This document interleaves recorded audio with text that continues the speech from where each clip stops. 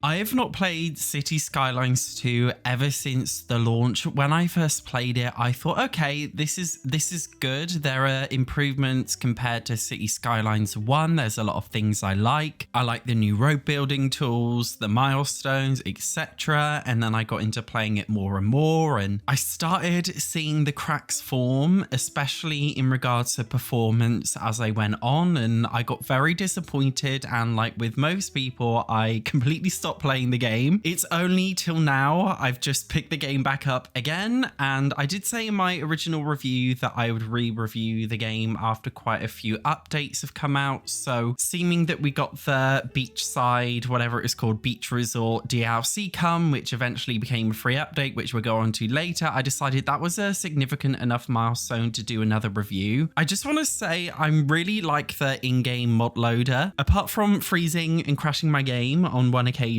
I thought it was generally really easy to download different mods and, more importantly for me, different kinds of maps. Although unfortunately the first city I tried to build with mods installed actually completely there was like a UI glitch, the whole thing glitched out, so I had to remove all mods and just use custom maps instead. For constructive criticism to the mod loader, I would really like to see custom mod packs. I use custom mod packs for Minecraft and it's really great. For those who don't know, obviously in Cities Skylines 2 now you can create your own mod preset, your own personal mod pack, but you can't really share them. So it would be nice to have the ability to share them. But for me, the most fun thing was starting a brand new save in a modded map, because the biggest issue with all of the base game maps is that they're so hilly, but they're not really hilly in a way that it's easy to terraform. I really struggled to terraform the base game preset maps. I think it was one of the biggest barriers for me in terms of giving up. So it was nice to actually try and build a city on a brand new map. In terms of performance, now my game ran perfectly smoothly basically the entire time. Maybe there were a couple of small FPS drops, but not enough for me to notice. I know some people are going to ask, so I'm putting my PC specs on the screen and I played with the high global graphics setting. I didn't really tweak anything else in there. So in terms of the beachside properties DLC, I didn't use any of the new beachside residentials in the city I'm building now, but I did test them before, and forgive me if I'm wrong, I thought the whole point of waterfront properties is that you'd be able to place them on a waterfront and you'd be able to build private boatyard things or make beaches and like make small docks and rich people stuff. I don't know what rich people do who live by the sea. We also still don't have keys, and I just feel like it defeats the whole point. I really want to have proper keys in this game, pedestrian only ones and ones where you can build roads onto them. Forgive me if I'm wrong, I just feel like keys would be such a big deal for a lot of players in terms of bringing them back. I can definitely see why this DLC got so much controversy, because there's literally nothing in there really. There's only one residential lot type. I know they say technically there's 30 assets or whatever. In my eyes, there's just one, which is a new type of residential building. Oh, and of course 4 brand new palm trees and some special unique buildings, which to be honest, I personally never really use. The most bizarre thing to me is the launch of Cities Skylines 2 was a bit of a lot of a flop, not a bit. And that's because it was rushed out. So it was very surprising to me that they made the same mistake a second time round. It was very clear that they didn't really learn their lesson the second time. So now they've lost even more money because even less players want to play the game, and they've had to give the pack out for free, meaning they're having to refund people. All of this more than likely to appease shareholders who are now losing out anyway because it became free. Maybe they will learn the third time that they shouldn't rush anything out, but I'm not too sure because they've made the same mistake twice in a row. I mean, honestly, it's not just a Cities Skylines problem. I think it's a video gaming industry problem in general. Developers and publishers seem to have really bad communication lines with their shareholders, and the shareholders equally have very unrealistic expectations, resulting in them wanting a short-term investment rather than a long-term one. And in my personal opinion, gaming is a long-term investment, especially considering now that good games require so much more effort to make. realistic and, more importantly, so much more time. And this is evident across so many different video games right now. I can give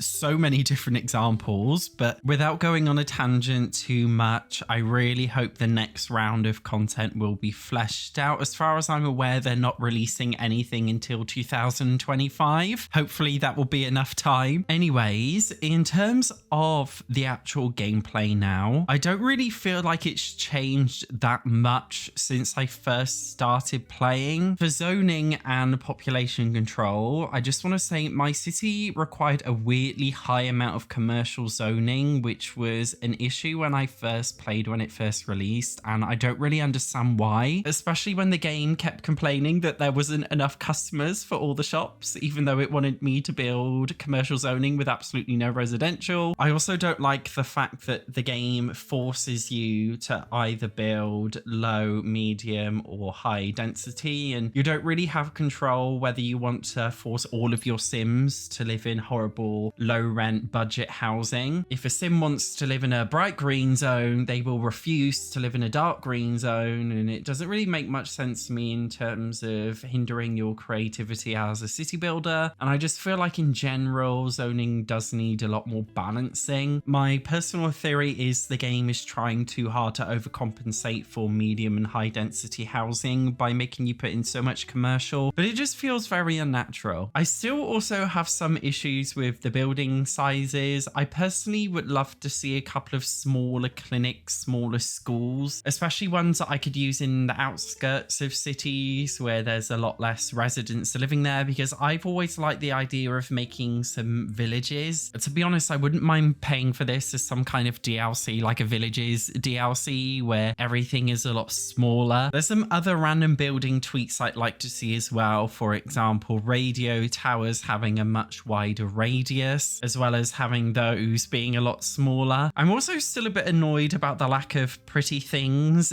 Every single building looks like a direct clone, whether it's American or European styled. Everything's very grey. One issue that every single city building game out right now or in the past has had is being able to put zoning on curved roads, and I was really hoping that they'd sort this out for Cities Skylines 2, but they haven't, because as a European, I don't like making grid cities all the time. I like the idea of making curved roads, and the problem I have with doing that in Cities Skylines 2 over 1 is that there's not very many props and assets, so you can't really fill in the areas between the buildings with anything if you use curved roads. When I was building my city, I did try to make a pedestrian pathway between them with some trees, but the pathway snapping was just really weird, and of course there aren't that many props to build with. Also, a really big issue for me is that you can't actually zone anything directly onto pathways. I understand there is a pedestrian road, but it's very big. I think it would be nice to just be able to at least place parks along pedestrian pathways, because that one makes a lot of sense to me, because that's what you would see in real life. It feels very unnatural to me to have a park that's directly linked to the road. I've also noticed there's still some really big bugs. For example, a massive bug I noticed when I first started playing was that specialized industry buildings don't always spawn after you place them down, which is literally huge. Like, it's such a huge obvious bug, and I don't know how it hasn't been fixed, because I'm pretty sure that they're aware of it. I personally said in the forum when I first got the game about the issue, so I'm assuming they're aware of it. But in general, I just found myself getting burnt out doing my most recent city quite quickly. Trying to build things sometimes feels like a challenge, and not a fun challenge, but more of an annoying challenge, because you don't have everything that you want. And for me anyway, it's this weird situation where I don't really want to go back to Cities 1, because there are so many tools and things in Cities 2 which are so much better. So many really big quality of life improvements, and I have tried booting up Cities 1 again, but then I played it and I thought, actually, Cities Skylines 2 is a lot better in many ways. But then also Cities Skylines 1 is a lot better in other ways too, and it's this weird predicament where it's like you're damned if you do, damned if you don't. Playing Cities 2 has made me realize that there's some issues with Cities 1, and playing Cities 1 has made me realize there's some issues with Cities 2, and I don't really want to play either. And I personally personally think that's why the player base in general has dropped for both games, because after playing Cities 2 for a bit, I've noticed a lot of players, they didn't even really return to Cities 1, at least according to the Steam statistics. One thing I do at least give the Paradox team credit for is being very honest in terms of their statement about the issues. Most companies make very, very careful, indirect ways of referring to player issues with their games, but they specifically referred to the Beach Properties DLC as rushed out and admitted that it should not have been published in its current form. Something that they've also said is that they want to better involve the community in terms of choosing their priorities going forward, which I think is really great. I think video game developers who listen to their player base as they go along do a lot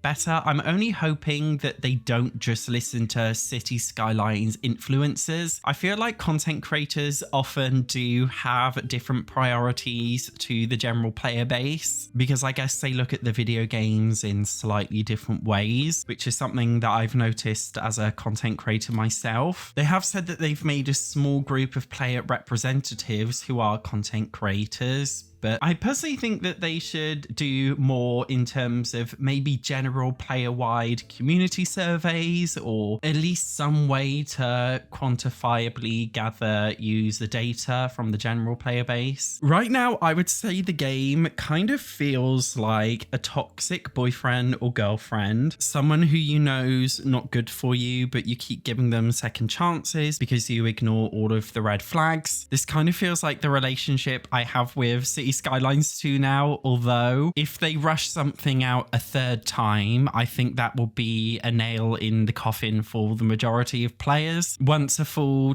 okay, there's a saying, you know that saying that's like once a mistake, twice a mistake, three times a fool. I forgot the saying. Can you guys let me know, because I forgot, but you know what I mean. If they mess it up a third time, then that will be it. So I'm really hoping that they're serious this time about not rushing anything out. I hope they communicate more realistic expectations with their shareholders. And if it all goes to shit, they could just return back to Cities Skylines 1. I personally wouldn't mind. It's definitely not a first in the video gaming world. Another game I play, which I know a lot of other Cities Skylines players play, is Age of Empires. There are currently 4 main games in the Age of Empires series, but the second game is considered to be the best game, even better than the third and fourth. So the developers are actually still making DLC for the second game, even though the fourth game is the most recent one. They literally just still make DLC for the second one because a lot of people prefer it. I'd be interested to know how you guys feel about Colossal just making Cities 1 DLC and providing more free updates to Cities 1. You guys let me know how you feel about that. I also just want to say I find it very interesting that a lot of Cities Skylines creators have actually moved on to other games now, either fully moved on to other games or partially. I've noticed some Cities creators every 4th or 5th video, they don't play Cities and they play a different game. Other YouTubers seem to have completely moved on to different games and instead just play Cities Skylines maybe once every 10 videos. Some of them have moved back to Cities Skylines 1. I think it's very, very interesting. I'm personally just Sims YouTuber primarily, but sometimes I cover other simulation games like Cities Skylines. So if you're interested in seeing more Cities content from me, then please let me know. So if, like me, you stopped playing Cities Skylines 2 after it came out and you might be wondering, should I return to the game now? Has it got any better? In terms of performance, I would say yes, it does seem to perform a lot better. In terms of gameplay, I would say no, it doesn't really feel any more enriched. The only major difference I personally saw was performance. So if the only thing that was holding you back from playing was performance, then you may as well start picking it up again because it seems like it has improved. But if you're just looking for a better overall gameplay experience, then you'll probably be waiting at least another year. Thank you very much for watching. I will see you in the next one.